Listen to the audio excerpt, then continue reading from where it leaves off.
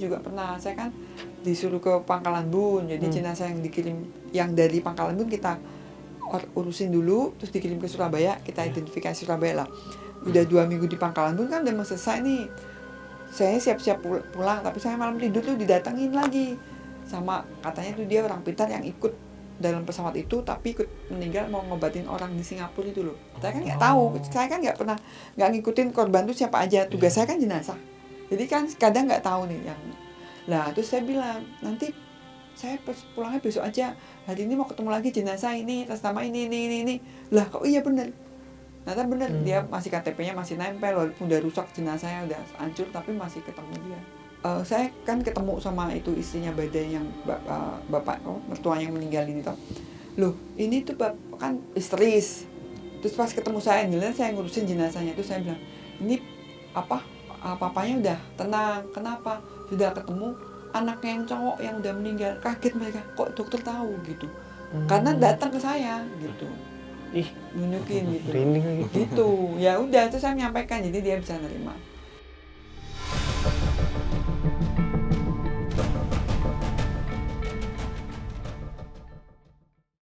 Assalamualaikum warahmatullahi wabarakatuh. Salam rahayu bagi kita semuanya. Kembali ke obrolan santai. Yang kali ini tentunya kita belajar 6 SKS bersama seseorang yang menjadi favorit saya dan alhamdulillah bertemu. Tapi tentunya kalau kita belajar nggak sendiri. Jadi untuk obrolan ini pada kali ini saya dengan Mas Rizky. Jadi tidak hanya di lapangan Mas. Iya. Indoor. Duduk juga ini. Iya sekarang indoor juga ini. Mungkin nggak perlu lama-lama Mas Rizky. Betul. Siapakah yang akan kita ajak ngobrol ini sangat spesial. Sampai saya lari-lari hari ini ketemu beliau. Iya, kali ini tamu kita adalah aku manggil apa? Ibu Dr. Hastri atau Ya, perlu nggak apa-apa Ibu Hastri. Bu Kombes. Bu Kombes. Ibu aja. Ibu aja. Oke. Bu Dokter apa kabar? Baik. Terima kasih sudah menyempatkan waktu dan tenaganya untuk bisa Sama-sama ikut podcast. udah mengundang ke sini. Aku tuh nonton Ibu awalnya di podcastnya Close the Door. Ya. Alhamdulillah sekarang bisa ketemu langsung. Pas setahun yang lalu. Terus baru sekarang ke podcast lagi. Tahun pas ya Bu ya? Setahun pas ini ya? Tahun lalu ya Mei. Ibu kan juga ada YouTube ya, saya nonton juga. YouTube sendiri. Udah lama nggak buat, kemarin baru buat lagi sama anak saya tuh. Sama IG-nya. Sama Di IG. foto-foto itu Oh iya. di ruang otopsi. Saya kan suka yang gitu. Cuman nggak boleh kelihatan jenazahnya. Nggih. Oh gitu. Iya, Bu Dokter sehat. Sehat. Nih kita sebenarnya ya ngobrol-ngobrol umum, tapi mungkin akan ada sedikit-sedikit menjurus ke hal-hal apa ya? Ngomongnya misteri. Misterius aja. Mas. Misterius. Misterius ya. Ya, Bu Dokter, aku mau sedikit nanya. Apakah dari awal memang dari kecil memang pengen jadi dokter forensik atau Enggak. kisah perjalanannya gimana? Pengen jadi pramugari dulu. Oh gitu. Iya, pas jadi dokter terus ngambil SPAPK kayak sekolah perwira karir di TNI Polri, itu saya keterima kepolisian, terus jadi masuk polisi karena tes psikologinya toh. Terus pas udah dinas di Polrestabes Semarang, ya tahun 2000 itu diajak ke TKP pembunuhan. Terus dari situ seneng gitu. Seneng terus ya pas 2002 ada bom Bali itu. Pas itu saya daftar sekolah spesialis, udah. Terus berlanjut terus sampai sekarang, tapi sekarang mungkin dengan tambahnya pangkat jabatan saya udah nggak tiap hari ke kamar jenazah. Kemarin aja Sabtu lalu karena udah 3 bulan ke kamar jenazah, jadi saya datang di Rumah Sakit Bayangkara Solo pas ada kasus. Berarti memang passionnya di situ. Iya. Apa aja tuh Bu berarti pengalaman dari awal tahun 2000 itu sampai ke sini? Hal-hal mungkin kita nggak usah bahas yang misterinya dulu, mungkin hal-hal menarik atau hal-hal unik yang pernah terjadi. Hal uniknya banyak, gimana ya ceritanya ya waktu bom Bali 1 benar-benar banyak banget dan pengalaman yang tidak terlupakan ya. 204 jenazah dan campur dari berbagai ras, warga negara dan banyak warga negara Australia. Nah, di situ saya belajar dengan dokter forensik dunia gitu.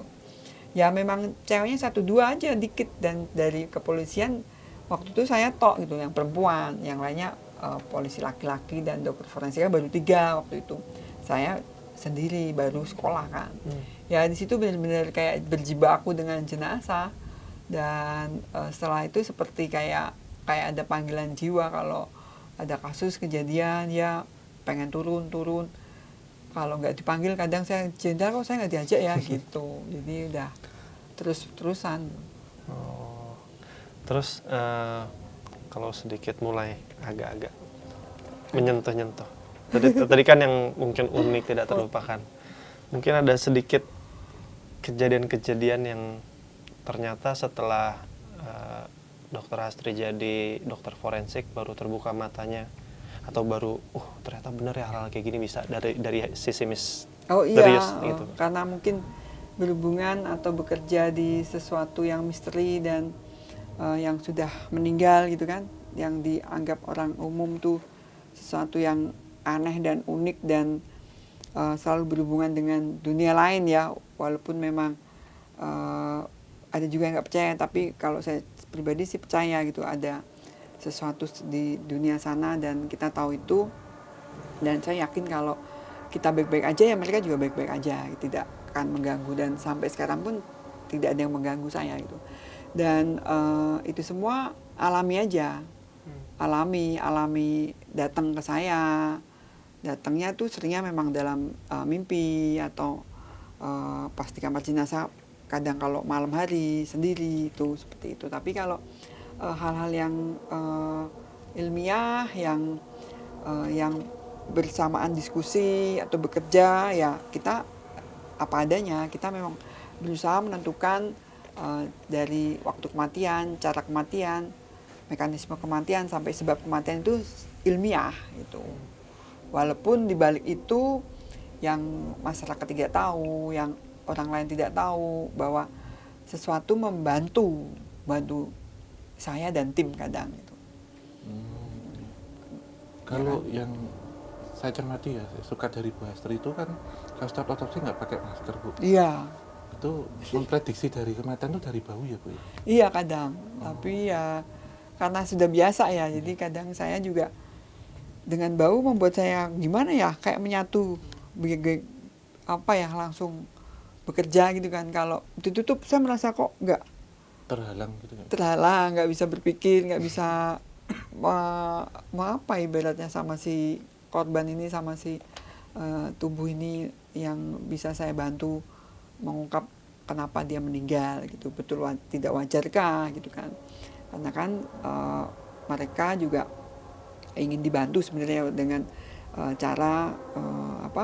dengan cara kematiannya bagaimana, seperti itu. Dan kita harus berusaha menolong, karena memang kadang kalau kasus-kasus sulit saya tidak bisa tuh juga dampak ke diri sendiri. Kadang ya jadi drop, tidak bisa berpikir dan demam seringnya gitu kan, itu pengaruh. Tapi kalau walaupun lama, misalnya korban-korban bencana massal ya teridentifikasi dengan banyak, walaupun capek, lelah, tapi saya tidak sakit tuh, karena happy gitu kan, karena bisa membantu. Aku ada yang menarik tadi dari ucapan Dokter Astri. Banyak masyarakat tidak tahu bahwa ada yang membantu Bu Astri dan tim di balik itu semua. Iya. Itu apa, Bu? Itu ya mungkin kita misalnya mencari luka tembak ya, seperti itu. Walaupun di foto ronsen ada kelihatan, tapi susah di manakah peluru ini gitu kan. Misalnya itu dipermudah dengan tim, dengan teknisi. Misalnya kayak nggak disengaja, misalnya mengeluarkan dulu, menyedot cairan tubuh, darah itu, terus baru kita raba, kok ini ada yang ganjel di kok dapat, padahal kan sesuai foto tidak mungkin ada di situ gitu loh. Itu hal-hal itu seperti kadang terbantu gitu. Dan kalaupun misalnya dia ditemukan sudah tidak bisa dikenali, pembusukan lanjut kan susah dikenali ya, tapi kadang setelah kita cermati, kita bersihkan semua, kata suami saya tuh, saya lebih teliti ngurusin jenazah daripada ngurusin orang. Jadi lebih teliti ya, kita mandiin, kita bersihin itu kan. Kalau pembusukan kan ngelupas semua gitu kan. Lah dari situ kan kita susah, ini meninggal wajar atau tidak wajar. Setelah kita bersihkan ini oh ketemu ada tanda tato, tanda luka seperti itu, kayak itu dipermudah gitu kan. Kadang kan susah gitu kalau sudah jelas. Orang kalau lihat jenazah setelah hari kelima, keenam, apalagi dalam air itu kan susah sekali untuk diidentifikasi, apalagi dicari sebab kematiannya yang pasti. Apakah dia murni meninggal karena dalam air atau ada sesuatu perlakuan sehingga meninggal dulu baru dimasukkan ke dalam air, seperti itulah. Itu kita dipermudah, oh ternyata ada tanda cakian dulu gitu, ada tanda ikatan atau tanda bekapan. Nah itu dengan kemudahan itu kayak terbantukan itu, untuk mencari titik terang meninggalnya wajar atau tidak wajar. Terus Bu, Nanti aku ngasih kuliah nih. Iya, nyimak ya Bu. seneng kita jadi ilmu satu hari. Satu hari satu ilmu kalau di Satu sosmed hari ilmu jarang. kalau ini nanti. Terus ini Bu, aku nanya, pernah gak ada, ya mungkin dari beberapa yang pernah aku nonton dan dengar, ada dokter yang terbantukan masuk ke dalam mimpi, dikasih tahu clue-nya, hal-hal seperti itu terjadi gak sama? Kalau aku mimpi, keluhnya itu tergantung kita ya, karena kan kita juga harus ilmiah ya. Kalau mimpi itu dulu kasus bayi yang di Samarinda, saya juga pernah cerita itu, tiba-tiba dimimpikan loh, tapi terus beberapa hari kemudian saya dihubungin, terus dikirimin, loh kok kayak seperti saya pernah lihat foto anak ini, ternyata pernah datang dalam mimpi saya, dia kayak seolah-olah manggil saya gitu kan. Ternyata kan saya bisa buktikan untuk meninggalnya memang karena keadaan tubuhnya yang terseret, yang jatuh, dan bisa membuktikan lah kalau tidak sesuai apa yang diduga gitu. Itu dan kalau kasus yang lain misalnya dia datang dalam mimpi kayak seperti minta tolong gitu, dan ataupun jenazah yang sudah saya lakukan juga dia datang untuk mengucapkan terima kasih, cuman senyum itu aja. Dan yang memang jadi bukan ngasih clue ya kalau baik saya. Kalau clue nanti dikira saya nanti dukun ya. Ya kan? Cuman kayak sesuatu yang petanda. Ya, cerita sini aja ya, kalau yang baru ya saya ingat, soalnya kan kita kan, kata anak saya itu kalau di medsos tuh apa yang kita pikirkan keluar semua ya. Karena waktu itu saya mikirnya kan tentang lari, ada pelari dari London, maraton semua kan, anak saya pelari, jadi keluar semua tuh tentang giat lari ya, maraton. Nah, ini kok keluar semua di medsos saya, di TikTok, di IG, anak ini gitu loh, nggak asing loh. Ini kenapa dia keluar terus lah begitu Sabtu diajak ke kamar jenazah, saya nggak tahu kan, cuman saya pengen aja, ya udah Bu, Ibu ikut yuk otopsi gitu. Padahal saya juga capek gitu, dan ikut aja deh, ayo Bu, sekalian ngecek rumah sakit Bayangkara Solo gitu. Saya ikut sana, terus karena kan rumah sakitnya baru berdiri 1 tahun toh, dan saya masih ada tanggung jawab untuk ngecek di sana gitu. Nah sampai sana tuh saya lihat jenazah, loh ini kan yang di TikTok Ibu terus, yang di IG saya keluar terus. Ternyata si pelari ini, si korban ini dibunuh sama temennya 2 hari yang lalu. Nah jadi seolah-olah kayak apa ya, kayak ditunjukkan mungkin kalau perasaan saya lebih peka, mungkin bisa bilangin kamu hati-hati ya gitu, seperti itu loh. Tapi ya ternyata ketemu dia, terus penyidiknya belum bilang, terus saya udah ngomong, loh Mas ini kan yang ini gitu. Padahal saya nggak tahu belum tahu berita, ternyata bener gitu. Yang pembunuhan Boyolali kemarin tuh ya? Iya, oh, itu iya. saya, iya itu. Iya. Boyolali Solo ya, dari Boyolali ke Solo. Rumahnya kan perbatasan toh, pengusaha dia kan. Iya, pengusaha. Dia suka pelari ya itu. Oh. Itu kayak gimana, perasaan saya juga nggak enak. Kenapa dia datang terus dalam itu medsos saya gitu kan? Iya. Ternyata dia jadi ya korban. Seperti itu. Kalau ini Bu, kalau beberapa kasus-kasus yang susah jenazahnya ya Bu ya, mutilasi misalnya. Ya pernah tuh, tahun 2006 sampai sekarang belum terungkap. Padahal sama penyidiknya tuh kita sampai ya ibaratnya kepalanya soalnya hilang, tangannya hilang, perempuan, terus organ kelaminnya dihilangin semua. Tapi kita bisa identifikasi dia memang seorang perempuan muda, usia antara 20 sampai 25 tahun. Nah itu sampai sekarang belum terungkap karena memang ditemukan di losmen di Kopeng itu, di Kopeng itu. Dan itu memang datang pun ke saya itu seperti hologram, tapi saya nggak tahu. Terus akhirnya digambarin toh sama apa, sama apa Ilustrator gitu. ya, tentang apa yang datang ke dalam mimpi saya gitu. Iya. Sesuai. Jadi kan tubuhnya tanpa kepala disesuaikan itu ya cocok, tapi susah juga, belum terungkap karena kan memang mungkin nggak ada yang laporan kehilangan ya. Iya. Karena pernah juga saya ada kasus itu, saya bilang, jadi ini cerita nanti dikira mistis ya, mau mistis ya, mistis. Dalam kajian mistisnya. Jadi ada tim Iya. tuh, tim jadi meninggal termutilasi. Terus ada penyidik biasalah kalau ada petunjuk kalau jenazah begini, larinya ke sana, di sini seperti itu kan, beritahu. Nah, dia terus datang ke dalam mimpi timnya nih, bilang kalau orang kerasukan gitu. Bilang kalau korban tuh ini, terus rumahnya di sini, terus punya anak 2. Lah terus kita lacak. Itu sama dengan hasil dari jenazah yang saya periksa gitu loh. Usianya seperti inilah, dari mutilasi. Dia ketemu ternyata benar. Beberapa hari kemudian dia datang dalam mimpi malahan bilang kalau punya anak 2, itu aja. Ternyata benar anaknya ada di Ambarawa, terus dipindah ke Riau. Saya sampai terbang ke sana untuk ngambil sampel DNA untuk nyocokkan dengan korban. Ternyata betul. Tapi itu kan dasarnya benar juga karena ada laporan kehilangan di Semarang, Polres Semarang, Ungaran, ada keluarga kehilangan gitu loh. Nah itu kan enak tuh datanya kalau sumbernya. Kalau yang ini yang nggak ada laporan kehilangan, kita bingung kan jadinya. Penyidik juga waktu itu kan CCTV nggak ada, di mana-mana susah kan, di hotel juga nggak ada. Gitu. Jadi masuk cuman saksi, pelakunya pakai helm tertutup. Udah. Aku mau nanya satu hal nih, mungkin kalau mau. Om, dari sudut pandang metafisika, Iya. apa yang dialamin sama Dr. Hastri, kayak dimimpiin, kayak gitu-gitu, itu gimana sih teknisnya?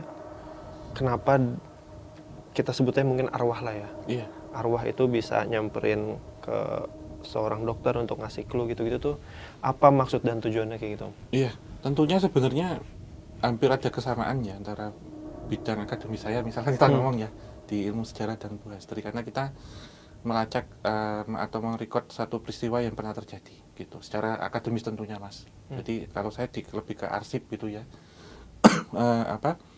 Hal ini sebenarnya berkaitan dengan residual, jadi sisa atau sesuatu energi yang tertinggal. Kalau bilang itu arwah, itu Allahu alam. Karena kan setelah orang wafat itu kan naik ya Bu ya, kita nggak tahu kemana. Tapi kalau orang Jawa bilang kan sedulur rapat lima pancar, atau ari-arinya, hati ari-arinya itu yang merekam peristiwa itu seperti apa yang akan masuk. Kalau selama ini kita penelusuran Mas, misal kita datang ke suatu tempat, saya ketika menyampaikan ini sebatas kisah dulu, atau menjadi cerita, karena saya tidak berani itu misalkan kajian sejarah, karena harus benar-benar empiris gitu. Jadi kalau dalam kasusnya Bu Hastri, itu tentunya yang masuk itu adalah residual energi dulu dan memori, kenangan. Karena energi dan memori itu nggak akan bisa musnah.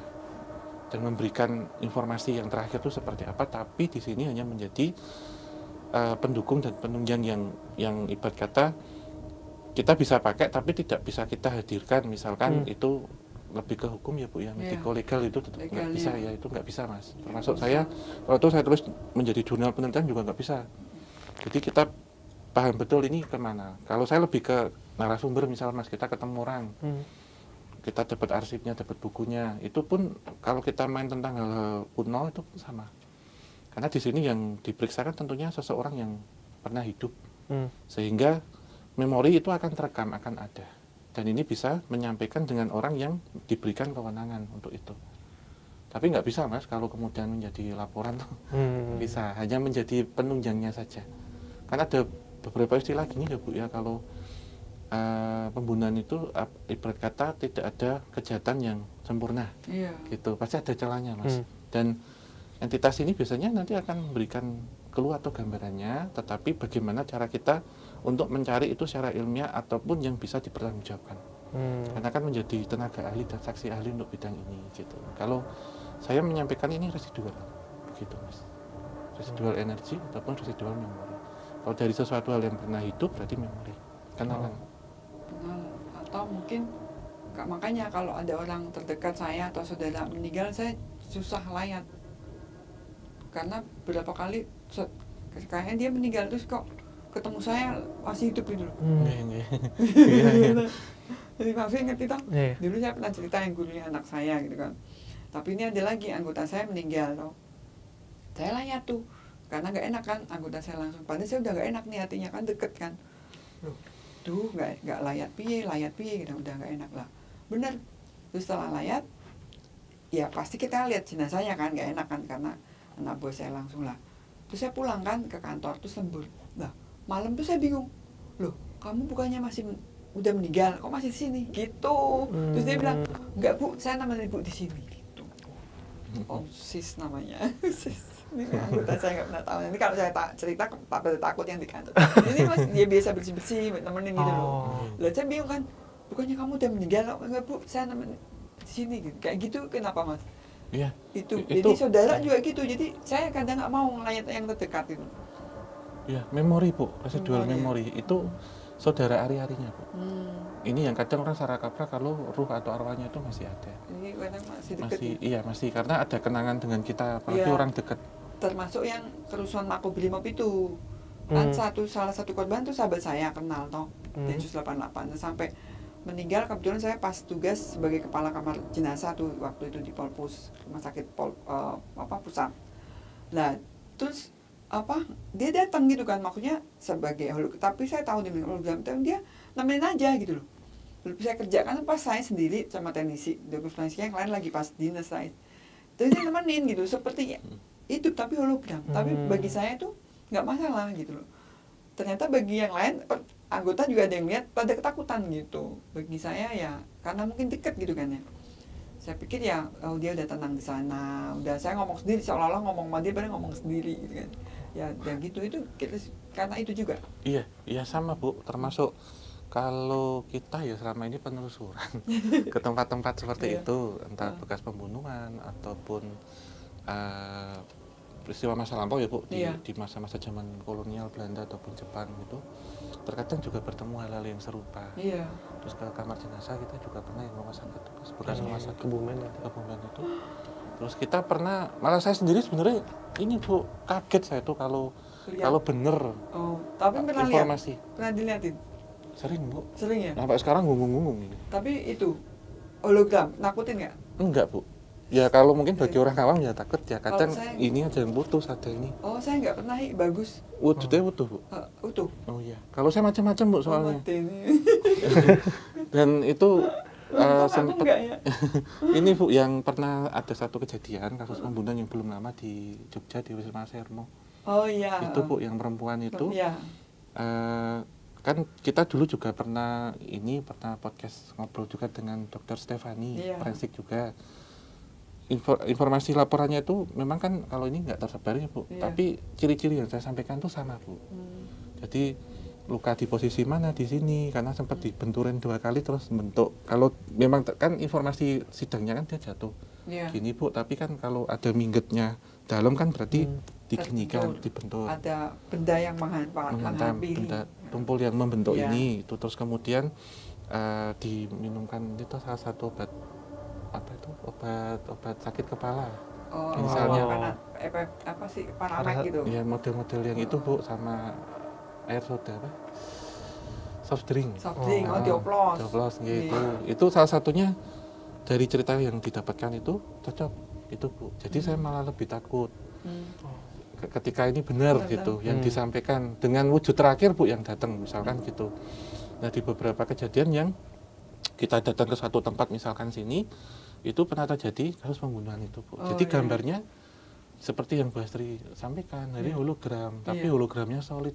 Seperti halnya saya ada di sini tapi melihat kejadian itu di depan mata. Gitu Bu. Bisa kayak film CSI. Iya. Criminal Mind. Kayak film Bu modelnya nggih. Dan kadang 3D saya masuknya tuh lihatnya 3D gitu. Tapi Dokter Astri emang sensitif gak sih? Misalnya dari dulu, memang dari Bu. awal. Kenapa kok kemudian ngambil ini? Dulu pas Rahasia ya, rahasia. Ada darah sih, darah nenek saya tuh dulu termasuk orang pintar atau kasarnya dukun ya. Kakek saya dari Dayak Kalimantan, tukang santet. nggih, nggih. Nah, nanti netizen tahu semua.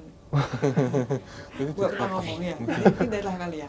Nenek saya tuh Banten, Oh, kalau Bastri itu bapak Semarang? saya tuh mbah saya, maksudnya nenek itu dari ibu saya. Iya. Lalu mbah kakung itu dari bapak saya, itu dari Kalimantan, Dayak. Kerjanya memang dulu begitu katanya lah. Kalau nenek saya yang Banten tuh ngobatin orang yang kesurupan Oh. gitu. Jadi katanya ada darahnya, Iya, Bu. genetiknya kayak gitu. Iya Bu. Nek, misal Dilatih. ngelihat Bu Hestri ya sebelumnya itu memang passionnya di bidang ini dan memiliki disiplin ilmu yang ini ya Bu ya, yang tentang forensik itu kan kalau kita sebutkan melacak peristiwa masa lampau sebenarnya dengan apa media itu jenazah misalkan itu sebenarnya hampir sama Mas konsepnya gitu karena kan menghadirkan produk dari masa lampau. Kilas sejarahnya orang ini seperti apa itu yang kita carikan itu, tetapi juga sebenarnya kalau kita bilang tentang merekonstruksi kejadian itu ya hampir sama Mas. Jadi menggunakan feeling ya atau Indra kenal. iya, Atau insting aja, jalan aja. Kalau saya sebut apa ya, ngalir gitu aja. Ngalir, iya, Ya Bu. udah. Oh ada itu penampakan ya udah gitu kan. Oh ada seperti ini ya udah. Tapi memang sepanjang saya tahu saya nggak pernah yang seserem kayak Mas Hao itu. Anak saya dulu kecil juga tahu tuh takutan. Lihat dia tapi di nggak rumah sensitif. Mas. Yang cewek. Oh, Yang cewek. Om. Lupa dia. iya. Kalau secara turun-menurun darahnya nih berarti dari Dokter Hastri ke anak yang mana menurunnya? Ada yang mau nerusin ke forensik? Nggak mau. Pasti ada Bu. Pasti kalau kita ngomong tentang keturunan tuh karena DNA itu pasti Iya. pasti ada. Termasuk seperti saya pun nanti ke anak saya yang sekarang tuh pun pasti ada. Tapi passionnya pasti akan beda-beda Mas. Ya, makanya saya kan cocoknya dari ibu kemana? saya sama bapak saya toh. Gabung Oh, jadinya. iya. Bu. Nggih. Kalau dulu Ibu pas awal-awal itu misal di forensik itu kan ketemu macam-macam orang Bentuk. meninggal, Iya. baunya itu Macam-macam. makan biasa aja Bu. Biasa aja, nggak ada masalah. Saya mikir ya apa yang memang orang-orang selalu bertanya, Iya. tapi bagi saya nggak ada masalah. Saya pikir ya memang tugas saya untuk kalau termutilasi menggabungkan, Hasil merawatnya gitu ya, Bu, ya? gitu. Iya. Yang kalau korban-korban ledakan bom kan saya rapikan lagi. Kayak puzzle gitu saya bentuk lagi seperti itu biar dikenali sama keluarganya. Itu kan ya bom Kuningan itu yang kedutaan besar itu kan juga itu kan remuk semua hancur ya, kita malah di kamar jenazah sama senior saya sampai terkunci kamar jenazah ya nggak masalah itu kerja. Tapi begitu selesai ya terbuka lagi tuh kamar jenazah. Nggak ketahuan, nggak ada yang ngunci padahal di luar juga panik. Kok ini nggak keluar kamar bertiga gitu. Sampai tidur di sebelahnya, diimpiin juga sama. Diimpiin bertiga sama, bilang kalau ini tuh saya tuh korban bukan pelaku. Karena waktu kita mau kerja kita niatnya tuh udah salah. Oh ini pelaku nih. Kan kalau terungkap wah dapat ribut apa gimana, marah kayaknya dia. Akhirnya kita jahit nggak bisa sampai berdarah. Senior saya moto-moto nggak jadi, terus akhirnya kita bertiga tertidur, terus kedingin karena kamar jenazah dingin ya, jadi bangun sendiri bertiga bangun mimpi yang sama, gitu. Terus akhirnya pintunya terbuka, pintunya terbuka. Nah, kadang intuisi Itu seperti intuisi ya? itu, iya Bu, seperti itu termasuk saya ketika melacak arsip ya atau kemarin juga nyari bukunya Bu Hastri itu feeling yang nonton Bu. Buku.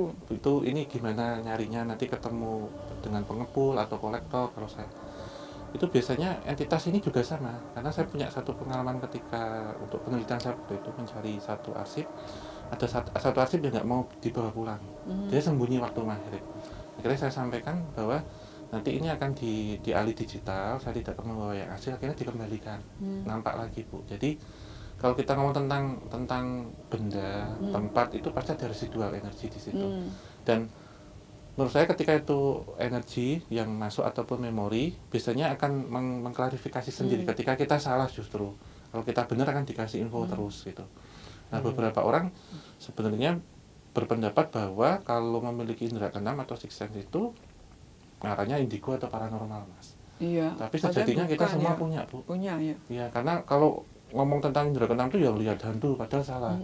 Indigo juga, saya juga kadang diduga enggak, saya bukan indigo kok. Kan nih. Biasa. Iya. Maksudnya ya karena kebiasaan aja. Jadi terasah gitu, Iya. tahu. Karena Dan kan kalau kita tadi bibit saya udah mungkin ada ya. ininya, Bu, bakatnya. Enggak takut. Ini saya ada pertanyaan, Bu. Kalau misal selama ini, Bu, kalau jenazah yang paling mengeluarkan bau tidak sedap tuh meninggal dengan cara apa? Ya biasanya tenggelam atau memang sudah dibiarkan berhari-hari gitu sampai hari kelima keenam ya semua musuh yang parah emang tenggelam, apalagi yang korban-korban kapal pesawat jatuh Di laut ya, Bu ya? iya di laut. Kenapa dia? Saya ngeliat darah aja takut. Oh, enggak, Kayak takut. saat tadi Terus yang Ras pesawat cerita. tuh kayak ini, Mas, kalau Iya. tahu putih kayak ikan asin tuh. body part gitu banyak, terus ledakan. Maka kan kita sepian waktu kan saya juga pernah dinas di Belanda tuh Bang. Iya. MH17 jatuh itu juga kita tuh tim Indonesia dikatain hebat sama tim orang luar negeri sana, dari Belgia, UK, dari Belanda, dari Rusia kan juga datang tuh. Bahkan dari Malaysia karena kita seneng, kita ngerjain bener-bener. Jadi saya itu kayak tangannya nonton sendiri, body partnya gatuk-gatek kayak gitu loh. Iya. Terus kita cari mana yang bisa diambil untuk sampel DNA-nya. Terus kita jahitin, mereka tuh ngapain gitu loh. Kita seneng aja karena udah biasa ya gitu. Merawat atau mengurus jenazah ini. Dia seneng. Jadi ya mereka salut itu. Kalau kita kan sampai jam berapapun di kamar jenazah di Jakarta ya tetap kerja kalau di sana jam 5 wis warungnya suruh tutup. Sama bule-bule selesai finish gitu. Kita mah buat apa masih terang ya, kita masih kerja, mereka nggak mau, hitungannya jam kan. Kita sih enggak. Ya kalau kita kan memang beda ya. Kan pertama keluarganya nunggu, terus pimpinan juga pengen selesai kan, jelas. Kalau saya pribadi selesai tugas bisa cepat pulang gitu. Saya kan ikut terus Mas korban bencana Palu tuh. Gitu. Gempa mana juga? Gempa, terus pesawat jatuh gitu. Nah ini Bu, ngomong-ngomong yang Serem apa? Nusa Kambangan. Nusa Kambangan, Bu. Nusa Kambangan di situ. Dengar Bisa ini, Bu. dipetik. Waktu itu pas Nusa Kambangan itu kan Ibu juga ada di tim ini ya. Iya. Konon ceritanya, kemarin kita ketemu narsum yang bapaknya itu anggota Brimob di itu di Polda. Itu katanya waktu mau nembak yang itu mau eksekusi itu ada yang ngalangin, terus ada ada kuda putih atau apa itu, terus ada yang dari Afrika itu loh Bu, Negro. yang katanya nggak bisa dimakan apa naik lagi, nggak bisa berdiri jatuh terus ya. Itu saya timnya. Dia cerita, ingat berarti dia tim situ. Iya Bu. Kalau yang kuda itu yang ini, tapi kalau yang yang Negro itu Bu, yang orang Nigeria itu saya tahu pas saya ke Nusa Kambangan. Tapi waktu masih belum sama KTJ. Pas waktu mau masuk itu diceritain itu ada yang nggak lihat ke tongkat patung tongkat-tongkat untuk tiang eksekusinya, nggak lihat. Nggak boleh masuk. Nggak boleh ya. Iya. Kalau sama blaster mungkin boleh. Yang di ini Bu, di Ladang Buah Naga. Oh, Ladang Buah Naga. Iya. Nggak serem lah itu. Oh, ada yang lebih serem berarti Bu. Ya serem ya di situ tempat yang ada tongkatnya itu Bu. Tongkat tempat penembakannya itulah. Tiangnya ya. Tiangnya. Soalnya memang saya ikut dari 2000 yang Amrozi ya. Iya. 2000 Imam Samuda 2009 ya. 9, 2012, 2014, terakhir itu 2000 yang Mary Jane ya, 2006 ya, setelah itu belum ada lagi. Lah kebetulan memang tugas tanggung jawab saya sebagai timnya kedokteran kesehatannya Polda Jateng, jadi nggak bisa menolak kan. Dan kebetulannya saya juga dokter forensik ya kan, untuk bertugas menaruh titik tempel dan merawat jenazahnya. Udah, kalau dokter lain nggak mau, karena pernah juga ikut nggak berani naruh titik tempel, ngewel gitu tak.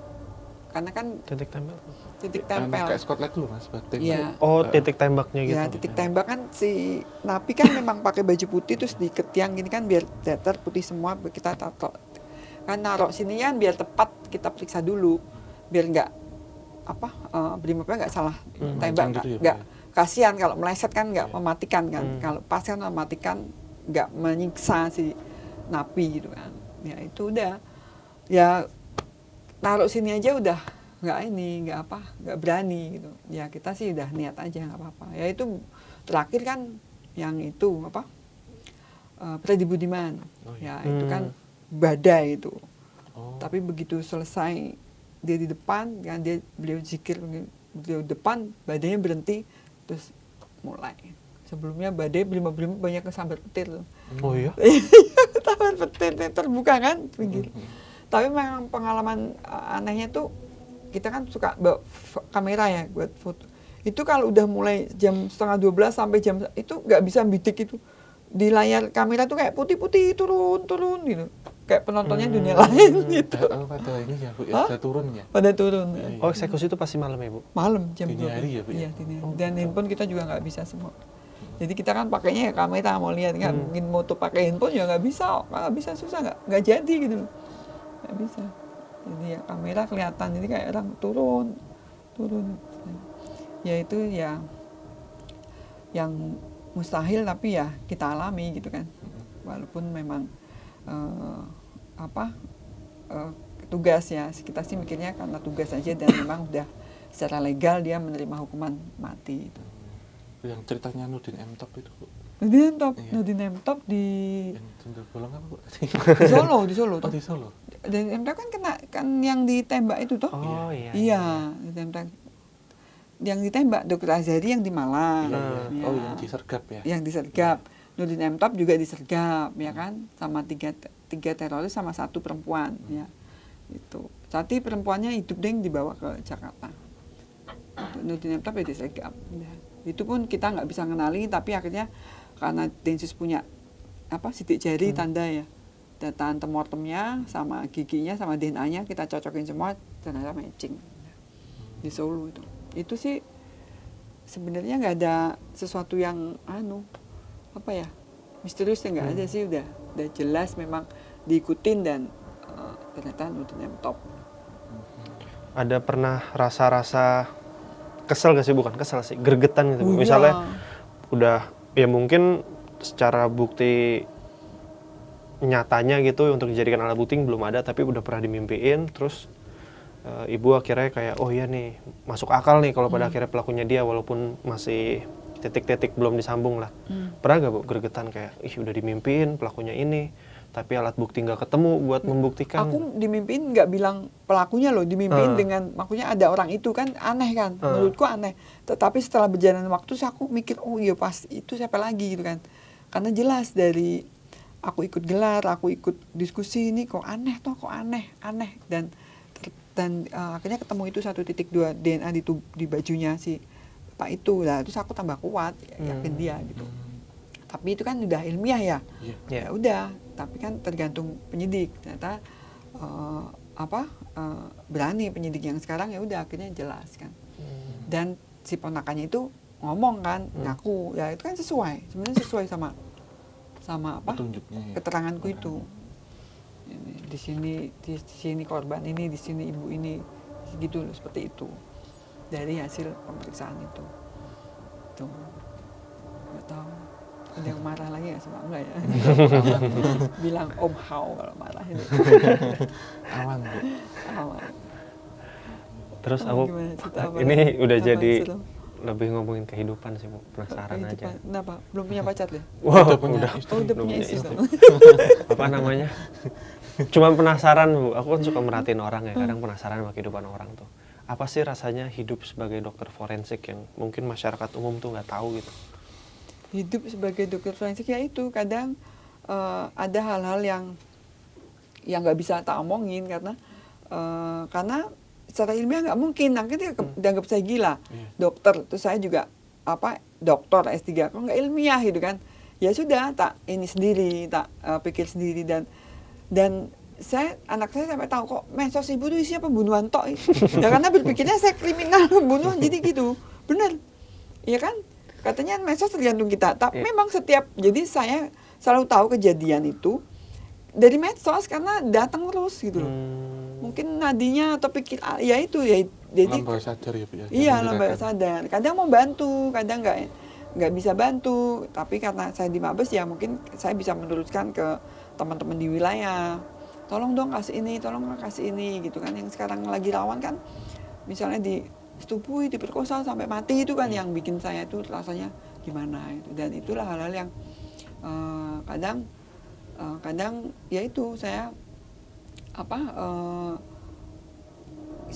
buat keluarnya dengan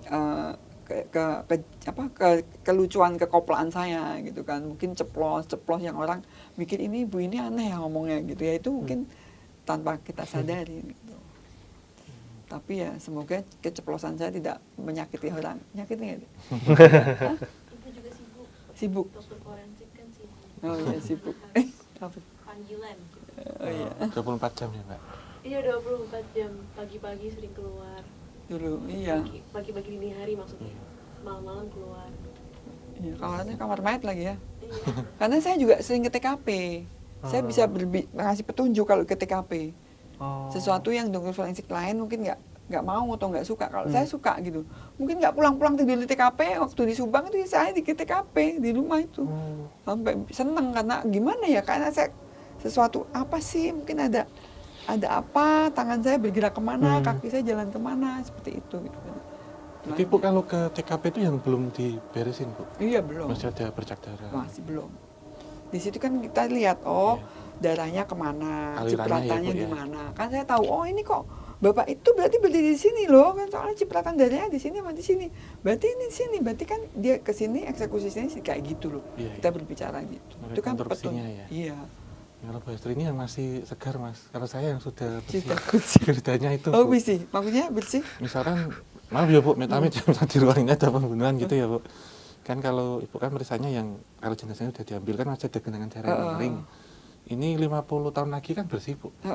Itu saya setengin. Oh misalnya kasus yang dulu-dulu. Iya. Oh iya iya. Nah, ya, saya era Jepang waktu pemenggalan kepala itu. Iya, malam serem ya. Terus 65 Bu. Saya nggak pernah itu nonton film kayak gitu. Itu film setan, nggak mau. Terus Film kalau horor. yang serem menurut saya ya kok yang ini Bu, yang apa? Serem ya? Baru aktual. Oh, Yang kejadiannya belum ada 10 tahun. oh jelas berarti. Jelas bagaimana prosesnya itu loh sebelum kejadiannya mereka makan bersama misal terus bencana itu datang kayak yang kemarin di Merapi itu Mas. Oh, saya ngurusin jenazah Mbak Marijan. Kemarin juga Bu. Iya, saya lihat tahu. Di Kalau Sarjito berarti Bu. Hah? Di Sarjito. Sarjito, berarti, Bu. heeh. Iya. kalau bencana alam gitu Bu yang udah jelas meninggalnya karena apa? Itu tuh kadang masih dokter forensik masih perlu melakukan sesuatu lagi. Identifikasi, iya. Dulu karena kan pentingan asuransi biasanya kan. iya. Minta surat kematian. Kayak bener nggak? Kadang misalnya diganti rugi. Kadang bukan korban bencana meninggal sakit minta ganti rugi itu kan ya itu kan lucu. Jadi kadang tim kita yang diminta untuk mengidentifikasi dan memeriksa walaupun secara kasat mata udah jelas ini tapi berjalannya waktu misalnya gempa Padang, gempa Palu itu kan repot dan ratusan yang meninggal ya itu ya susah sekali. Jadi kita cuma lihat setelah hari ke-7, ke-8, ke-9, 10 itu jenazah sama semua. Kalau orang Padangnya tahu di luar Padang yang pendatang lah itu kita harus periksa lagi, identifikasi lagi. Seperti apa gitu ya. Iya. Tuh. Kalau Ibu itu yang waktu tragedi Python yang anak SMK itu Python. Itu 2003. 2003? Yang bis itu loh Bu. Oh di situ Jawa Bondo. Timur, iya.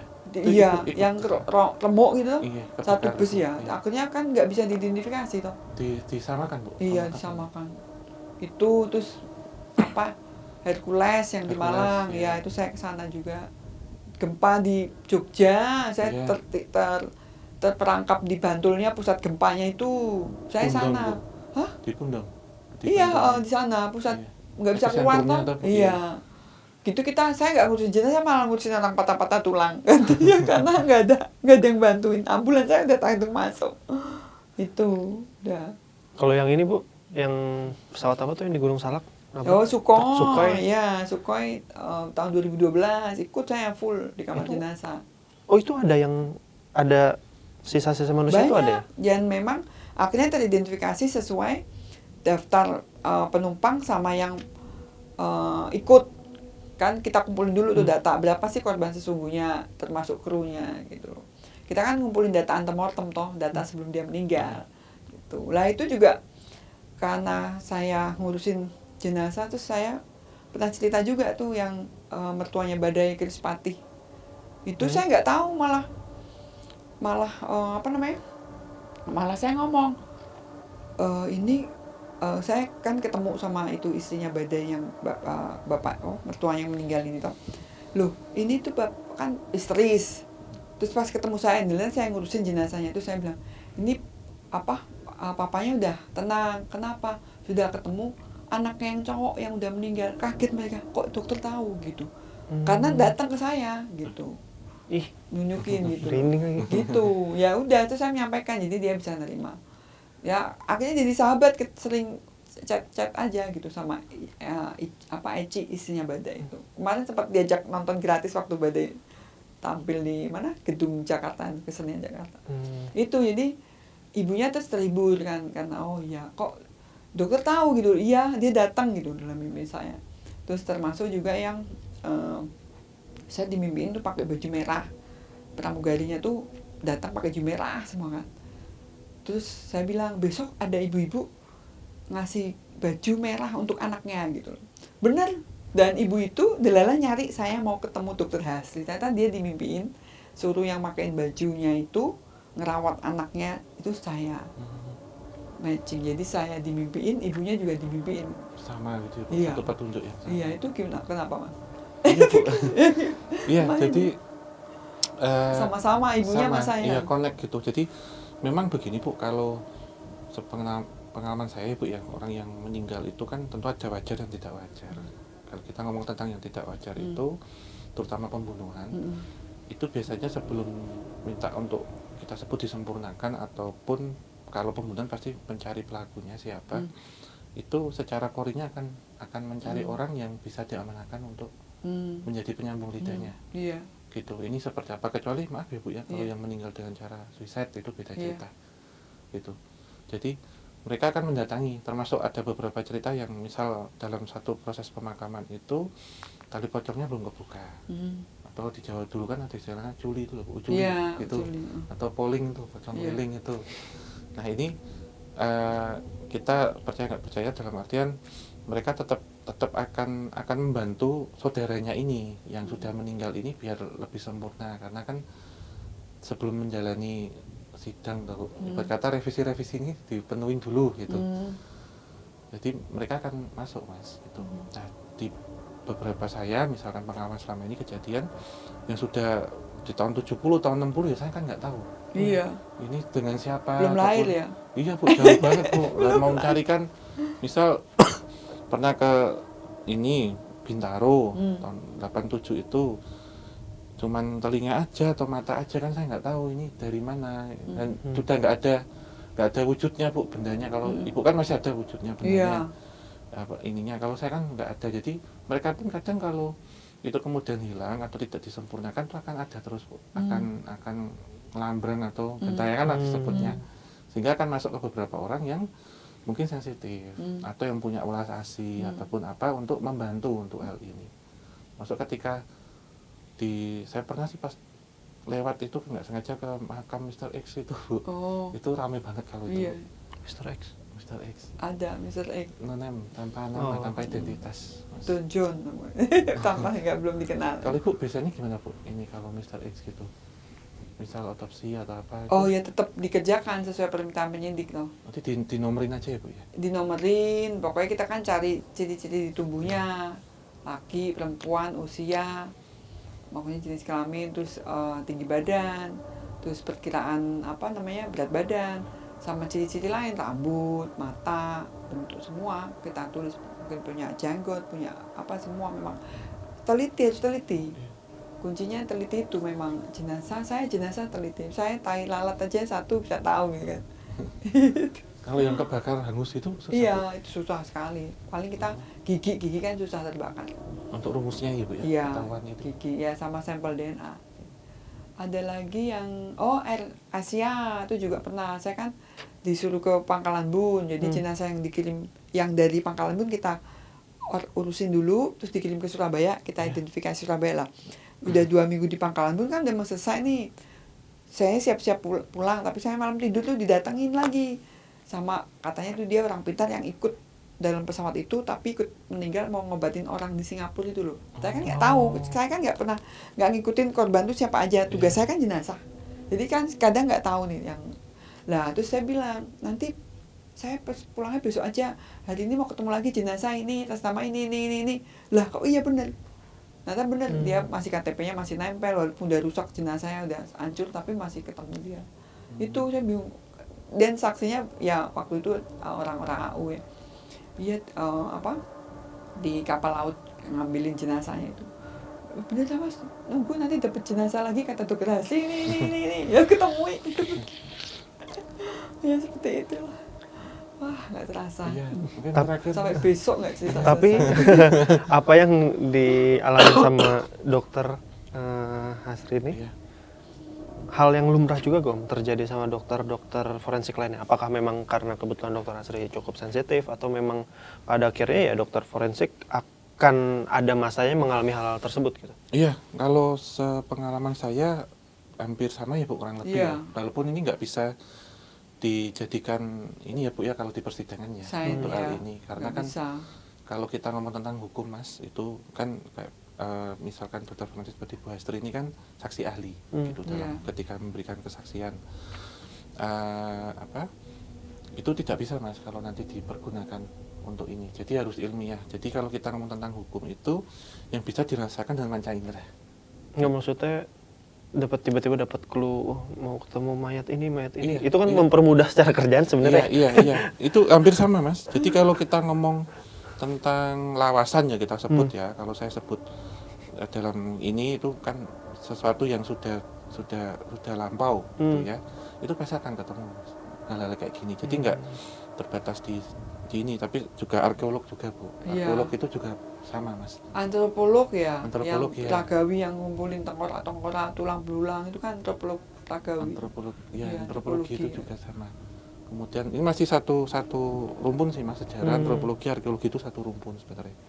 Ini pun nanti sama Mas. Jadi ketika saya dulu ngajak teman-teman arkeologi itu, kalau misal masuk ke makam Belanda Bu, atau kita ke bekas sesuatu ke peninggalannya ya, biasanya passionnya nanti kelihatan Mas. Kalau mereka yang suka banget, walaupun kita maghrib-maghrib masuk ke makam gitu, itu nanti terasa sendiri. Bahkan ketika saya ajak misal dulu di pelestarian bangunan tua gitu, mereka entah di situ ada genderuwo atau apa, akan terbawa sendiri, jadi terangkat sendiri. Harusnya itu kayak saya S3 itu saya ke Samosir terus ke Kalimantan Tengah itu buka Sakrofokus itu. monumen itu isinya tengkorak tulang belulang. Itu saya neliti itu. Termasuk di Palangkaraya, Pangkalan masuk itu isinya landung, itu isinya tulang-tulang tengkorak orang Dayak semua. Itu nggak pernah dibuka karena saya untuk penelitian dibuka itu rasanya Mueng gitu ya. iya. Tapi S3-nya antropologi. di UNER antropologi forensik antropologi sama, tapi saya meriksa ukuran sama DNA-nya. Jadi garis keturunan ibu. Iya. Kita kekerabatan dari mana gitu. Jawa, Bali, Sumatera sama Sulawesi. Itu kita ternyata kan dari Malaysia, yang Sulawesi dari Bali itu dari arah Filipina. Iya. Kan di dunia udah ada tuh pemetaan DNA-nya. Saya tuh pengen tahu dari mana itu. Itu ngeri itu, saya bongkar. Ke sana tuh Mas Eri. Iya. Terus itu ya Bu ya apa? Kayak petinya gitu ya. Iya, bongkar. Ya sebenarnya ini sih Itu budaya banget itu, maksudnya apa ya, apa istilahnya, ada untuk menyelusuri silsilah budaya dan populasi Indonesia. persebarannya gitu. Iya, sebarannya. Saya belum ke Papua aja, katanya di Biak banyak tengkorak-tengkorak Papua. Iya, sama kan ada mumi juga tuh Bu. Iya, di sana. Dimumikan itu. Di Timika. Iya. Mumi. Itu. Nanti Jadi- malah dikejar orang Papua. Terlatih Mas, jadi Terlatih. terlatih secara naluri sebenarnya. Kalau kita ngomong tentang itu, jadi tidak terbatas di ahli forensik ya, tentunya kalau di forensik tentu akan Trunyan. berkaitan dengan ini. Saya tidur di Trunyan seminggu loh. Tahu Trunyan nggak di Tahu. Bali? Kuburan tuh loh. Oh, yang kuburan jenazah yang dikeletain. yang iya tahu Oh, tahu tahu tahu. Seminggu saya di situ. Saya Itu sekali ini. di sana, sekali saya. Iya, ngumpulin tengkorak itunya, ngambil sampel DNA-nya. Tengkorak kan banyak tuh.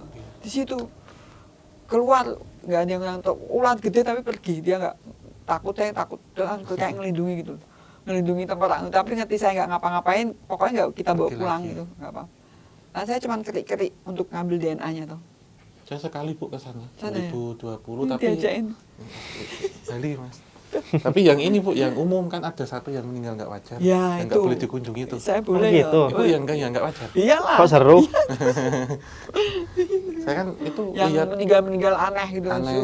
Itu. Saya itu selama saya kerja itu orang suku, ketua sukunya berdoa tuh. Berdoa terus dia. Gitu. Remuk saya kalau nggak di situ, Iya, Bu. nggak dilindungi sama mereka. saya pas ke sana itu ya cerita itu Bu, kan ngambil tengkorak satu, saya kan nggak apa-apa diperbolehkan kalau untuk ini. Oh boleh, Boleh. diambil. Oh saya Kan nggak boleh dibawa pulang Bu, maksudnya Enggak. dipakai di situ, Diangkat. diangkat Oh, iya. maksudnya Bu gitu. Oh. Jadi takut dibawa pulang. enggak Bu, nggak boleh. Jadi nyeritakan yang kan reinkarnasi. Jadi ada yang Oh. sudah wafat, terus sore wafat, pagi ada yang sudah terlahir, saya ceritakan Oh. gitu. Karena di bentuk ininya sudah beda, gitu. Auranya atau apa itu loh Bu. Terus yang tulang pinggul itu yang perbedaan laki-laki dan perempuan gitu kan itu kan campur Bu di situ. Iya, oh.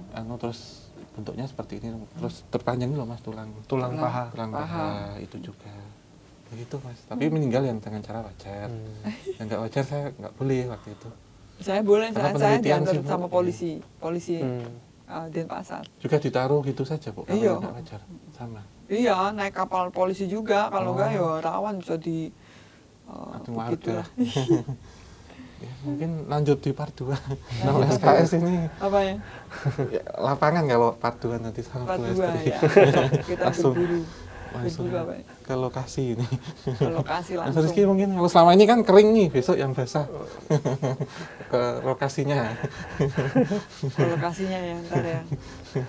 Oh iya, ini sebelum kita tutup, Dokter Hasri, aku mau tahu dong, atau mungkin bisa kasih pesan buat orang-orang yang mungkin mau jadi dokter forensik tentang apa yang akan dihadapi, termasuk baik itu dari sisi spiritual, metafisika maupun ya akan berhadapan dengan bau busuk gitu-gitu. Oh, kalau saya sih sesuai pengalaman saya dari tahun 2000 ya berarti.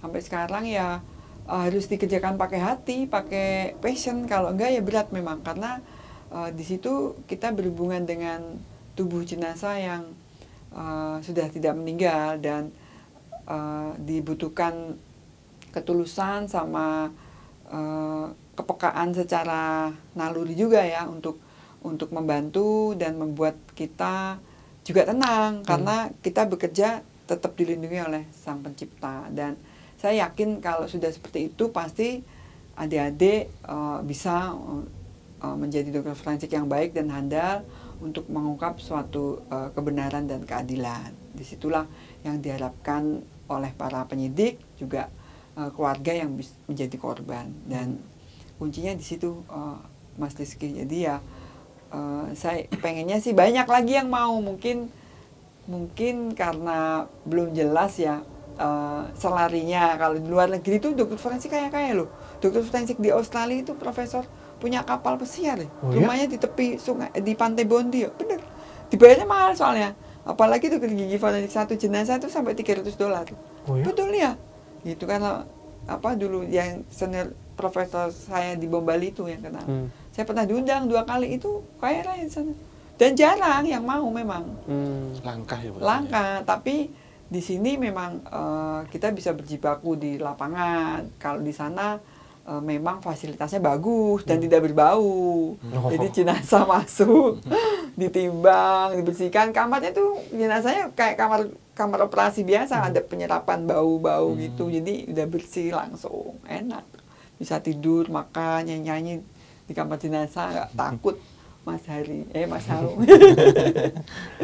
Jadi ya tetap harus ada sih regenerasi. Saya pikir makanya saya sering di medsos mengedukasi gitu loh. monggo yang memang kalau untuk jadi ahli forensik, dokter forensik dia harus lulus dokter dulu.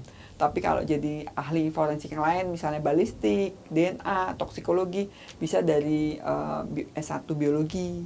Seperti itu, nggak harus jadi dokter dulu. Atau ahli digital forensik, atau sekarang dicari yang penulisan forensik yang untuk mengetahui palsu, tidak palsu itu.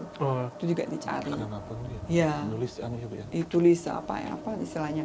Itu dicari itu jarang. Terus bahasa, misalnya CCTV kan kadang tidak Ini ya, Bu. ada suaranya, ucapannya lah itu.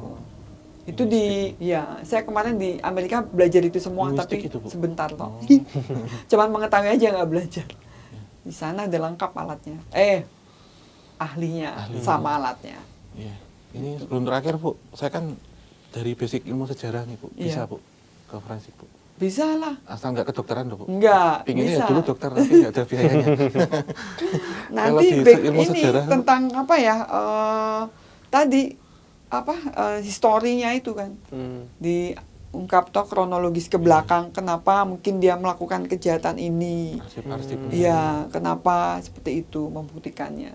Misal ada nota berendang bisa jadi Iya. bukti sejarah. Kenapa dia catatan dulu-dulu kok melukis apa, membuat apa seperti itu. Ditarik ke di belakang. retro. Retro belajar. Oke. Sama. Makasih banyak Bu Sama-sama. Kombes Dr. Hestri. Wih. Mas Hao dan Mas Rizky. Sukses dengan karirnya ya Bu, membantu semuanya. Amin. Dan Ibu juga ini untuk kekerasan terhadap Perempuan dan anak. juga, Mas. Saya membaca-baca tentang profil beliau ini luar biasa. Jadi panutan. Saya pengen nerusnya sampai S3 ini kayak Bu Hestri. Iya, harus dong. Makasih banyak ya Bu Hestri. Iya, Dan sama-sama. kapok Bu nanti. Enggak, Kalau nanti ke Solo kabar-kabar kalau ada ketemu di Bengawan nanti. datang ya Mas. Oke, kalian lihat Bu langsung. Enggak apa-apa, bikin Boleh, Bu. konten di kamar dinas kalau sana enggak apa-apa. Lihat aja Bu. Bikin Konten nanti. konten ya enggak apa-apa. di- Tapi jenazah enggak Nggak lihat, ditunjukin. suasananya aja. Ya. Ini kabari Bu Hestri. Ya, oke. Makasih banyak. Nanti Iya. makan gudeg. Terima kasih Dr. Hestri udah berbagi ilmu, kisah, cerita ke kita. Sukses selalu, Amin. sehat selalu. Amin. Katanya juga harus pergi dinas malam ini, safe Iya. flight. Sampai berjumpa lagi di Indonesia. Terima kasih Om Hao. Iya. Terima kasih untuk semua sobat Javanika yang sudah menyaksikan dari awal sampai akhir. Jangan lupa untuk komen, subscribe dan like podcast obrolan santai dan kisah tanah Jawa. Juga di channelnya Bu Hestri juga. Iya. Hestri forensik ya Bu. Iseng-iseng ya. Nonton, Bu. Silakan subscribe juga Itu channel harusnya. YouTube-nya Dr. Hestri. Sekali lagi terima kasih banyak. Kami tutup. Assalamualaikum warahmatullahi wabarakatuh. Mugi wonten sapinaringan rahayu sagung dumadi.